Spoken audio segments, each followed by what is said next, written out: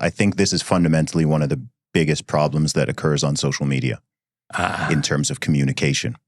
Because the further away you get from real world in-person communication, the more of the communication gets lost. So what we're doing right now, face-to-face, this is the ultimate form of communication. This is how human beings have communicated for 99.9% of our existence. Either it's in person or there's no communication. And then a step away from that, which is a new technology. Cavemen aren't texting each other, are they? No, but even that's a few ones down, right? So next you could have, what's the next best thing? I guess a video call, which is a relatively new technology. That's like the next best. Yeah. Below that, you have a voice-only phone call. Yeah. So now you can't see facial expressions anymore. You've still got the tone, but now you've lost facial expressions. You've lost a lot of the body language. Further down from that, we're now getting into, I guess, maybe voice notes, because that's not real time. And now you've got various forms of text. And I think at the bottom is something like tweeting, right? Just short form messaging. So there's no tone, there's no body language, there's no facial expressions. You've got an audience there. You've got various incentives. And I think one of the things that happens online, and I see this all the time on social media, particularly on X/Twitter, is things just get misconstrued all over the place because so much of the underlying form of communication is just stripped away. So someone can say something that in the real world would very obviously be a joke. Right. But then on the internet, it gets seen by millions of people. Maybe 30% recognize that it's a joke, 30% are, understand it this way seriously, 30% take it this other way, 10% take it a totally other form. And now this thing has just sort of blown up into this massive explosion, which in reality, people would have just been like, oh yeah, that was just a joke. Right. Yeah. Yes. Agree completely. Yeah. And tone is a magic. And then the feel for in person. Yeah. And we caution people about that all the time. We try to. Yeah.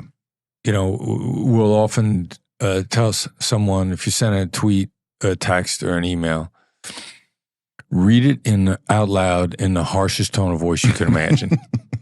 Because that's where the other side's going to hear it. Yeah.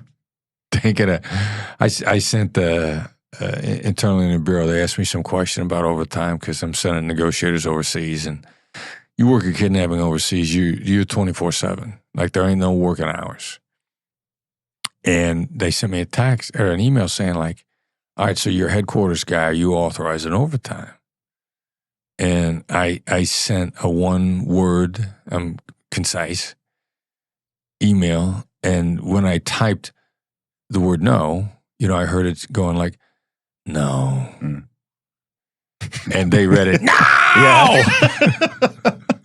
Like, what? Why are you guys so mad? I meant this gently, and you're acting like, I screamed at you.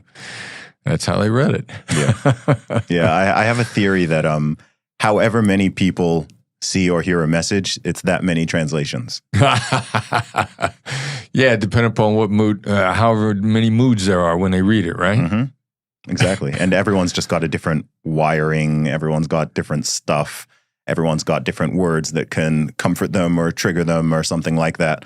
So you put something out and, if you're talking one-on-one with people, you only need to be concerned with that one other person can understand it. But if you're talking to an audience of, say, 1 to a million, which you might be doing with a book or with, if people are listening to a podcast, is really a one-on-one conversation that's beamed out there. But certainly a social media statement or something like a YouTube video, you have to recognize that, okay, 1 million people are going to translate this in 1 million different ways. If I ever get my own podcast, you got to come on as a guest because you are one fascinating guy. Oh, thank you. And I'm actually working on a podcast, and I would love to dig into how you think. I'd love to. So we're going to turn the tables at some point in time. No doubt. I would absolutely love to.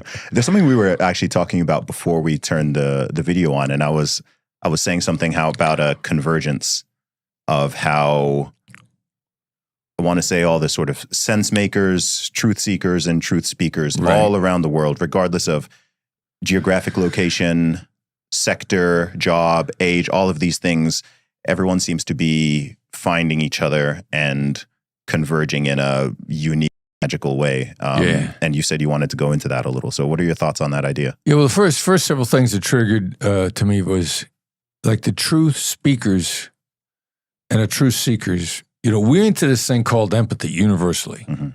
And empathy is really just understanding. It's not agreement, and it's not sympathy. We believe in a commonality of human beings, and we don't want to get clicks by throwing rocks. Like, you don't pick a controversial issue and then wade in with a controversial opinion just to get people's attention. Like if somebody's taking some heat in social media for some alleged misdoing, we ain't jumping in to get on the bandwagon. And we're actually intentionally staying out of it. Or if we say anything at all, like during a presidential debate a couple nights ago, it'd be easy for me to jump in. And, he said this or he said, and I could have got a lot of clicks from one side or the other. But instead, the most controversial thing I had to say was, I see two people that never read, never split the difference. There's at least two out there that haven't. And then we'll try to bring some levity so people, if we jump in, we try to jump in a way where people start talking with each other. Mm. And I'm seeing that as a commonality of the truth seekers and truth speakers. And the other thing I was thinking of on my way over here is, like, I'm an old guy. I'm a last century dude. I've been around for a while. I like to joke. My team likes to joke with me about, whether or not we had telephones at all when I was growing up. We just communicated with smoke signals. But I find then, regardless of age, people are on a similar journey of discovery in their life. And then that's why, like, I haven't left the Bureau, and then what I'm into now. I mean, I got friends of all ages and all demographics, including convicted felons that I wasn't even allowed to interact with on a friendship basis when I was with the Bureau, for good reason. Like, the Bureau's got, despite the reputation in the media today, among federal agencies, the Bureau has a reputation for being a bunch of Boy Scouts. Like, the CIA thinks the Bureau's a whole bunch of Boy Scouts, and they're annoyed as hell. When you say a bunch of Boy Scouts, what do you mean by that? Well, we believe in truth, justice, and the American way. We believe in the legal system. We believe in that when you tell the truth, and then telling part of the truth and leaving stuff out ain't telling the truth. Like, deception by omission with the Bureau is a crime. Deception by omission with some intelligence agencies is Monday. Mm-hmm. That's how we do things. And so, I wasn't allowed to associate with known felons in any phase of my law enforcement career.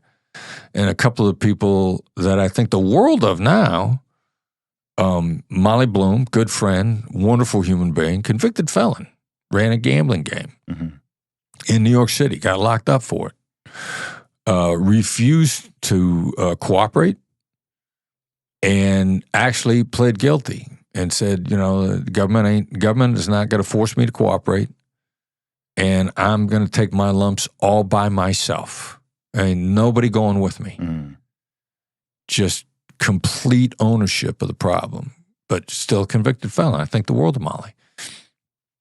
Andre Norman, former prison gang leader, making a world a better place. Andre, people ask him what he was locked up for, and I was convicted of attempted homicide 8 times. And very honest about it. Mm-hmm. And the moment when he was planning 2 more murders, Andre will say, it ain't my fault they didn't die. What a line. Yeah, because, unflinching about who he was previously. He's sitting in a prison cell planning 2 more murders to ascend to the top of the gang. And he says, God came in and said, you're not killing anybody else. You're done killing people. that was his epiphany moment. He's sitting there planning that, and he says, God comes in and, Andre, you're not doing this anymore. Got another path for you. He had several realizations simultaneously, but unflinchingly honest about who he was. Like, it doesn't, the Bureau would not have accepted me and Andre hanging out when I was there. And he's a friend, I think the world of him, and he's making the world a better place. So, but we're all kind of in the same, your original question, the convergence. Mm-hmm. We're all sort of converging about how did we get here? It doesn't matter how old you are, who you are, but globally, yes, we're tired of the political nonsense, and we believe that you want to make the world a better place. You don't tell somebody else how they should do it. You just sort of take it on yourself.